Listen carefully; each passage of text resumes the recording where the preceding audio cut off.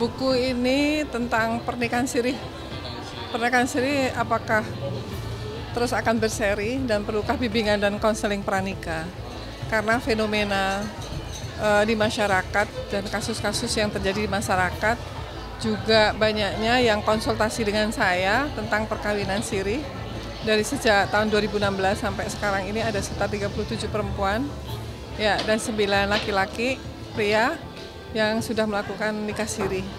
Namun dari 2 pria yang akan nikah siri kemudian urung untuk melakukan nikah siri, sehingga termotivasilah untuk menulislah tentang buku itu supaya ini bisa menjadikan suatu pengetahuan masyarakat luas, tidak hanya perempuan saja tapi juga laki-laki, bahwa kita ada di negara hukum, jadi mengikutilah aturan-aturan hukum yang ada di Indonesia.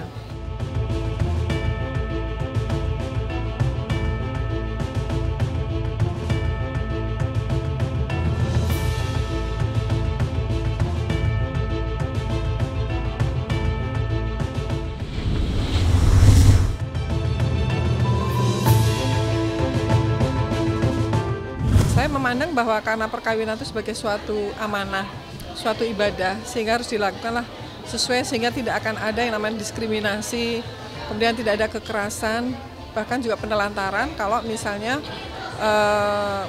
pasangan nikah siri itu mempunyai anak. Nah, selama ini yang terjadi ketika kemudian ada masalah, pernikahan siri yang istilahnya itu dirahasiakan, siri itu kan dirahasiakan. Kemudian inilah yang kemudian menjadi suatu permasalahan ketika keluarga dari suami yang memiliki istri.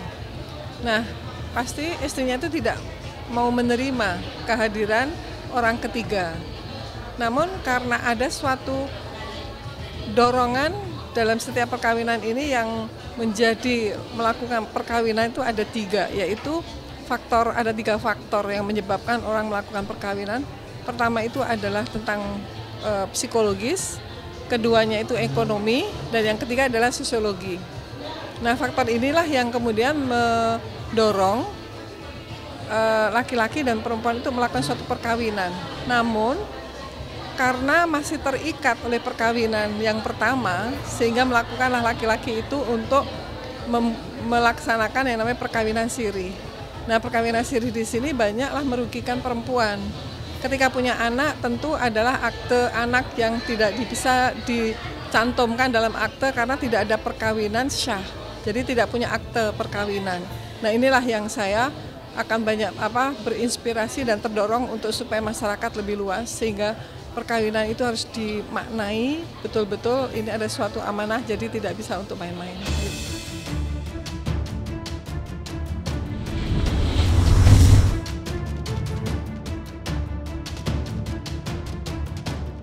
Jangan menikah siri, karena menikah siri itu akan banyak diskriminasi, akan banyak kekerasan, banyak penelantaran dan pembiaran. Ketika sudah bosan, di buku itu juga ada.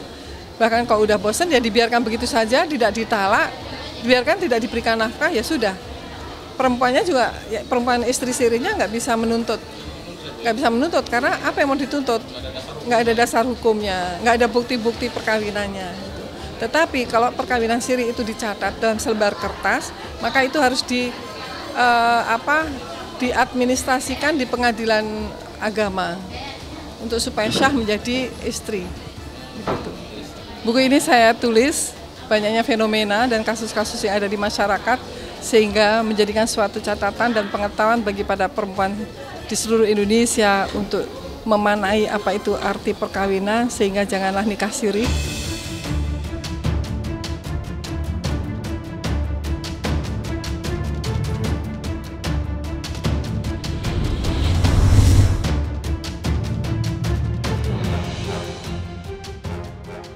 Saya pernah melakukan nikah siri gitu. Itu tahun 2010 kurang lebih, dan itu bukan karena sebenarnya kalau bisa diceritain pribadi itu bukan karena keinginan saya gitu, nggak ada sama sekali.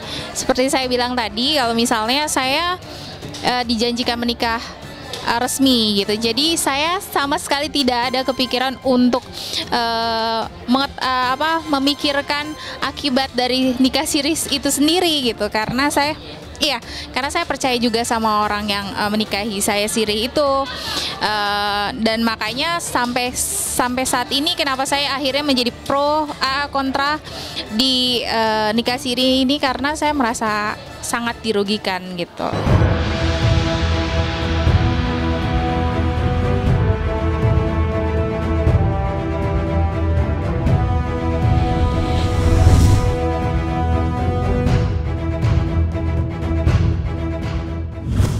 Nah itu dia yang saya ingin ceritakan juga, kalau misalnya dimana saya mempunyai anak dari hasil suami saya dulu nikah siri gitu. Saat ini saya kesulitan untuk meminta tanggung jawab gitu. Kalaupun saya ingin ke hukum, tapi saya tidak punya surat-surat untuk membawa itu ke hukum. Jadi itu sangat-sangat sulit gitu. Oke, jadi seperti yang tadi saya bilang gitu, di testimoni di depan tadi juga saya mau memberitahukan bahwa ada beberapa yang sangat saya rasakan, di mana menjadi kerugian bagi saya dan kesulitan saya saat ini. Pertama adalah di mana saya tidak bisa meminta hak tanggung jawab untuk anak saya sendiri karena saya tidak punya kekuatan hukum gitu. Kedua adalah di mana saya kesulitan untuk membuat akte kelahiran anak saya, padahal pada umur anak saya 6 tahun saat ini itu harusnya sudah punya akte kelahiran karena untuk bersekolah gitu. Mudah-mudahan bermanfaat, dan saya juga sebagai pernah menikah siri, saya sangat kontra terhadap nikah siri yang seperti saya tadi jelaskan, banyak banget kerugian yang jelas, apalagi saya seorang cewek gitu. Makanya saya sangat mengapresiasi dan sangat mendukung adanya buku ini. Kenapa? Karena saya merasa orang harus tahu, terbuka sebelum mereka mau menikah siri, dan saya di sini sebagai mau maju sebagai orang yang pernah menikah siri dan membuat testimoni di hadapan orang itu karena saya ingin orang-orang belajar dari apa yang terjadi pada saya gitu.